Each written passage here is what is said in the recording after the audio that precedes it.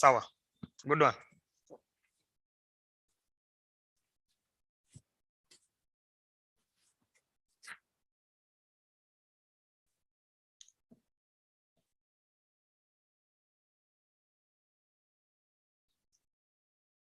And we're good to go. Good evening, everyone. I hope you've had an interesting week so far. We are currently at the midpoint of the week, and we've had a lot of interesting developments, especially looking at the dollar, which has been really strong. So today we'll be covering risk management. Because of so much volatility in the market, then it's good to know how to be able to protect yourself as a trader and be able to last in the markets. So in as much as there is a lot of opportunities in the market, it's good to also know how to mitigate any tail risks or any downside events that might come your way. So that's why today we're having this risk management session with Robert. I think you can introduce himself. Hi everyone. Good morning, good evening, good afternoon from wherever it is that you're watching this presentation from. Basically, Samson has hit the nail on the head. This week, we really are looking forward to a lot of movements in the market. Friday, we have the NFP coming in, and we know there's a possibility of risk of ruin, especially if you're not following a risk management plan. So today we are going to be covering that risk management aspect so that we can look at areas in which we as traders need to be looking at, especially when you already have a strategy in place, but making sure that our money management skills are on top of the game.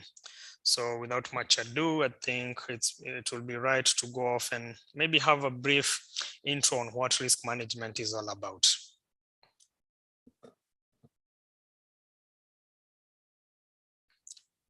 So risk management is the specific parameters traders put in place when trading to limit the losses on positions that go against them. So here we are talking about use of stop losses. We're talking about position sizing. We are talking about trailing stops. These are ways that you can manage your trades. And basically, as a trader, I believe this is we should be risk managers more than traders. We should be looking at the underbelly. What do you think about that, Samson? Yeah, I think it's a very fundamental aspect of trading, especially because a lot of traders tend to have it as an afterthought. So you have a situation where when you're coming with a strategy, you have your entry rules, you have your exit rules, but then again, when it comes to position sizing, it's really the first thing you think about as a trader. As a trader, what you should know or learn to do is have a strategy for before you enter the trade and have a strategy during the trade. And the primary strategy during or what you should do during a trade mainly is just risk management, because the saying goes, if you take care of your downside, then the upside will take care of itself. Awesome. So of course, you must be willing and ready to know how much at that point in time that this is the amount that I'm putting in, and if things go wrong, this is how much I'll be losing.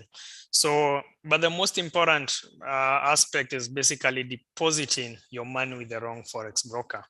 And we know in Kenya, EGM is the first non-dealing broker in Kenya, and we are regulated by the Capital Markets Authority. And for us, we really have so much focus on protecting our traders, making sure that you guys are trading well. That's why this presentation is here, so that we can have a discussion on the risk management skills and even what you really need to do to protect yourself and your capital from ruin. Yeah, I think risk management then can encompass everything, including the broker you're using. Exactly. Because you can find some situation where foreign brokers might not be properly regulated, and then you come in a situation where you're not even able to withdraw in some instances. So having a proper broker is also key to your risk management strategy. Discuss. Couldn't agree more.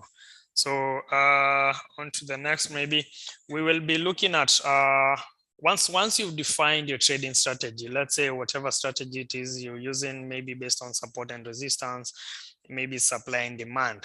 yeah, you should make sure that you also have sound risk management. For example, how will you allocate funds to each trade? For example, you're taking a trade on Euro USD. That trade, how much funds are you willing to locate to that particular trade? When will you move your stop loss? Maybe you've realized that this trade has played out, maybe you are 30 pips in profit. How then do you get to protect your trade such that your winning trade doesn't become a loser? How do you take partial profits? We know like there are two ways you can have a look at this. One of the ways basically is when, let's say, you're about to close your trades using your phone MT4. When you say close the trade, you're given the option probably of, let's say you are using a lot size of 0.10. You have the option to reduce that lot size, let's say to 0.05. So if, let's say, you are in 30 pips and you're closing out partials, you close out 0.05 at 30 pips. And then what happens is that in your trades, the running trades will be now, the lot size will be 0.05. And then you can let that trade play out probably to 50 pips or whatever it is that is your target. Sam, what's the other ways of taking partials? Okay, so the first one, you said it very clearly. If you have your mobile MetaTrader app, then you're able to exit partial trades, which is something I don't think a lot of us know you can do. So it's something to check off. The other way is you can plan prior. So if you're intending to maybe one lot in a position, then you can enter 0.5, 0.5 lots. So it makes it easier to have different targets for yourself and just in general to plan better for the trade, because sometimes your entries might not necessarily be the best. So even dividing the trades, where if you get the first signal, you enter, then when you get the second signal or a clearer signal, then you enter the second position.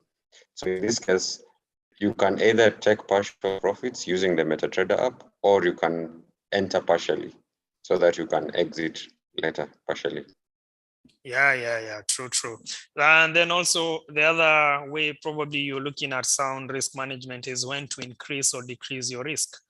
Maybe you've been on a winning streak. Maybe you're looking at opportunities maybe to increase your lot size. This is where like you must make sure that first, I normally advise guys to pay themselves first before they have the thought of increasing their lot size.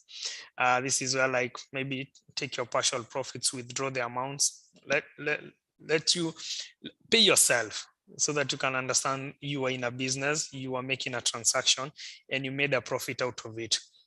So what this does is that in case of an increase in lot size, then maybe the market goes against you, then you can always look at the profits you've made. You already have them physically with you, and you can say, at least I was able to make some money out of the trade. So psychologically and even mentally, you become you're not the same as someone who's probably increased their lot size and yet they had not paid themselves.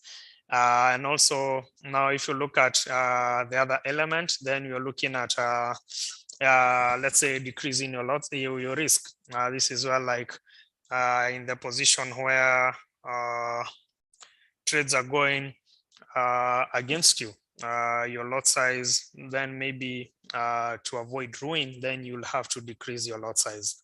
Then you'll have to scale down so that you're looking at opportunities that are presenting themselves where you will probably reduce your exposure so that you can have a fighting chance as the trades play out.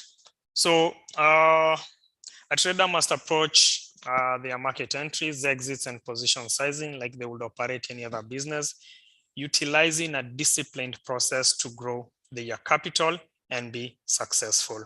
So this can't be overstated because really at some point in time, you'll realize that as a trader, you need to grow your capital. You're trading this business as a business, and that means that you must make sure that you're looking at your entries. You must make sure that you've planned them out. You have a trading plan, and it is using this trading plan that you'll use to work it out. So you must make sure you have clear targets. Just like every other business, we know at the end of the month, you have targets that you need to get to this point. The same thing, if you're getting into a trade, then you must make sure that you have the targets. What's your entry? What's your exit? How much are you getting into? What's the lot size that you're using? So that way, once you follow these things, these criterias, and you're disciplined in them, then basically that increases your chances of wins and you become a successful trader in the business. Now this is something that I really find really interesting, because no matter how good an analysis looks, please follow proper money management. Use a lot size according to your risk appetite. Do not use a lot size your account can't handle during drawdowns. And I know as traders, we can agree that at times the market will be unfavorable, especially according to your strategy. So you could be facing some drawdowns. And during this time, then you have to make sure that you have enough, your capital is well secured. Remember, we say that you become a risk manager first before you become a trader. That prevents you from a risk of ruin. Yeah. And like down there, you can see capital preservation is key, and staying in the business should be your number one priority. Remember, this is a business. Yeah, you're fighting to grow your business, and that means that you must make sure that your risks are well catered for. What's your take, Samson? Apologies for that. My connection went down. Yes, don't worry. Yes. So yeah, when it comes to capital preservation, I think that's the number one goal with a trader. The first thing you do when you're in the markets is to preserve your capital. Again, when you take care of your capital, the upside will take care of itself. And the main focus for traders, ironically, is you should always get into a trade with the risk in mind, with your risk as the priority.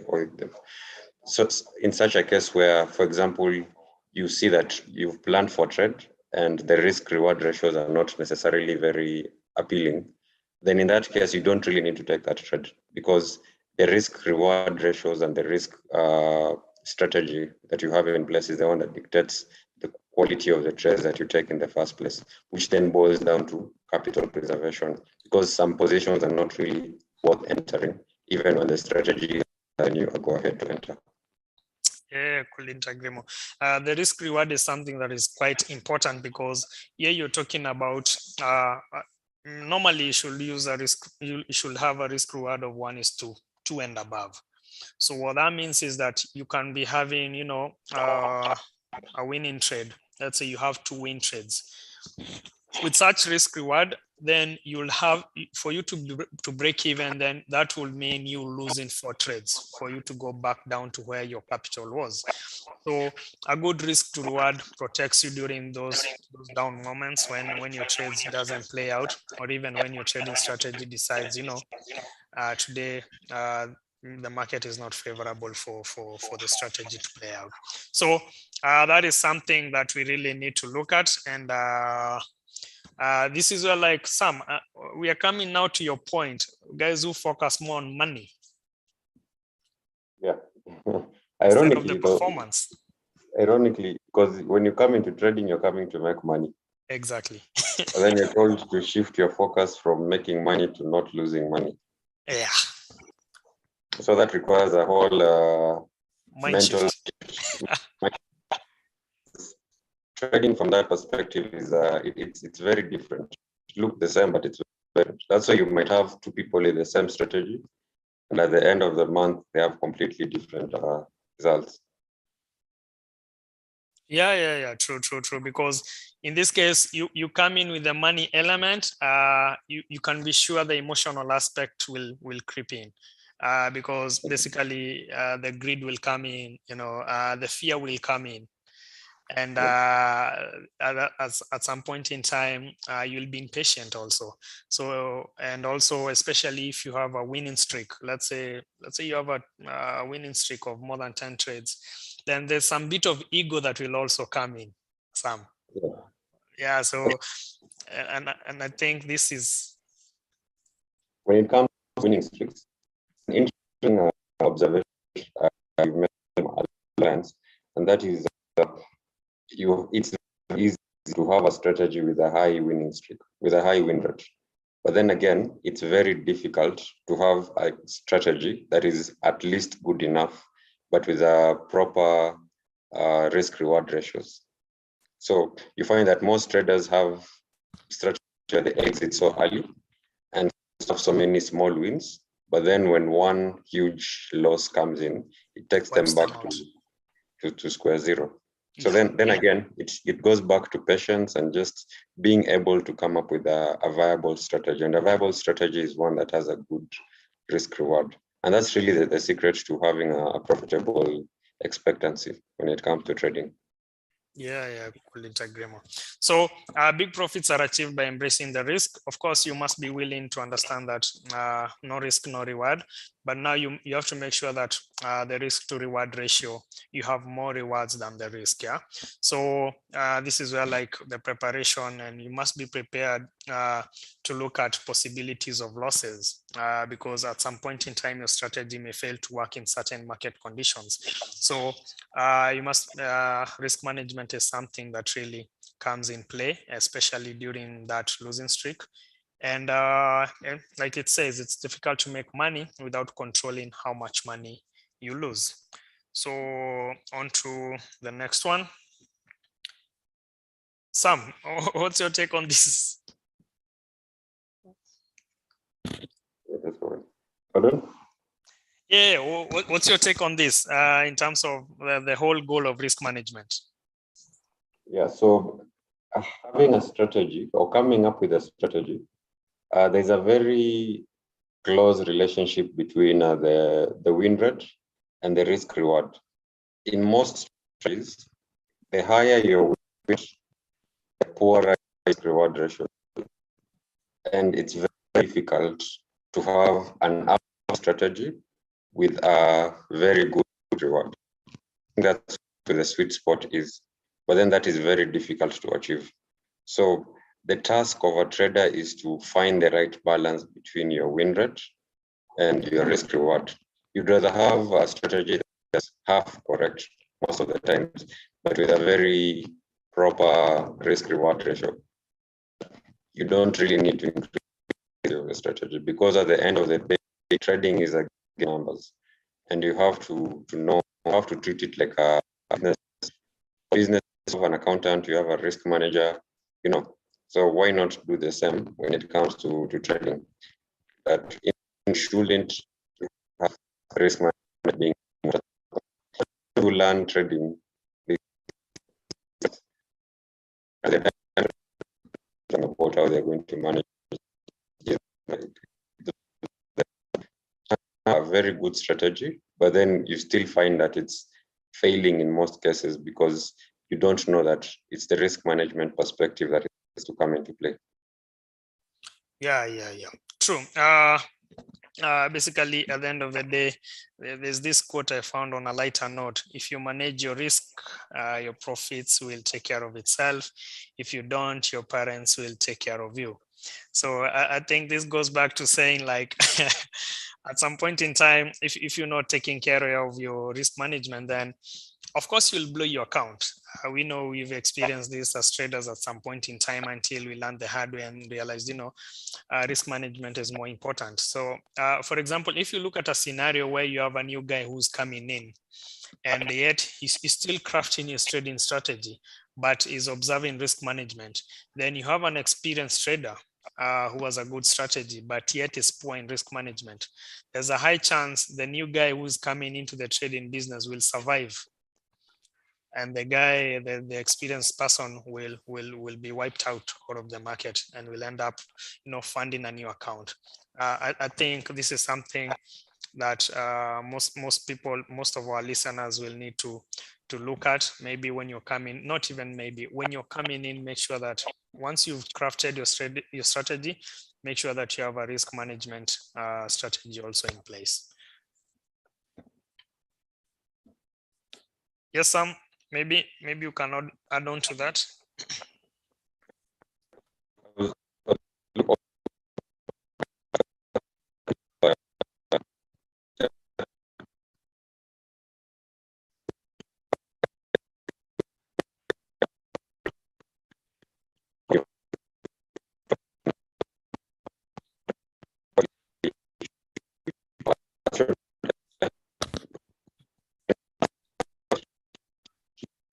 don't know, Sam, I can't hear you. Maybe you still have some network issues.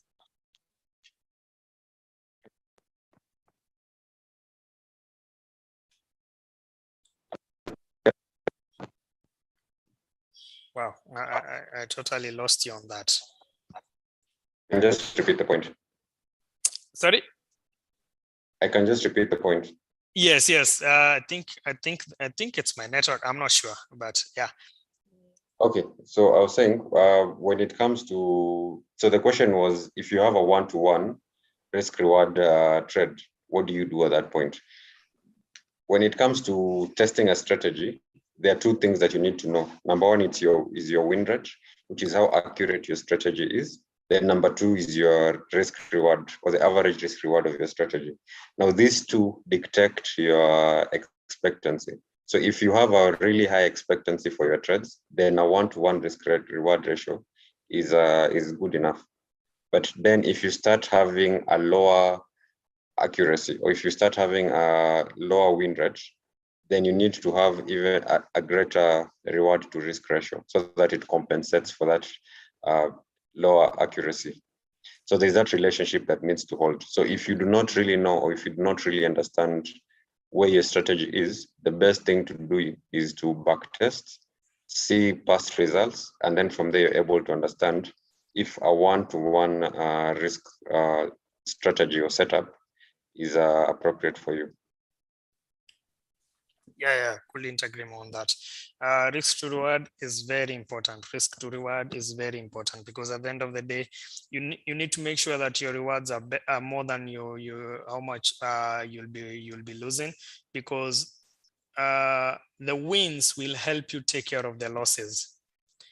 Yeah, so that cannot be more emphasized than that, because really that's the essence of trading. You should be having more wins than losses. So is there a question maybe on the someone else asking a question?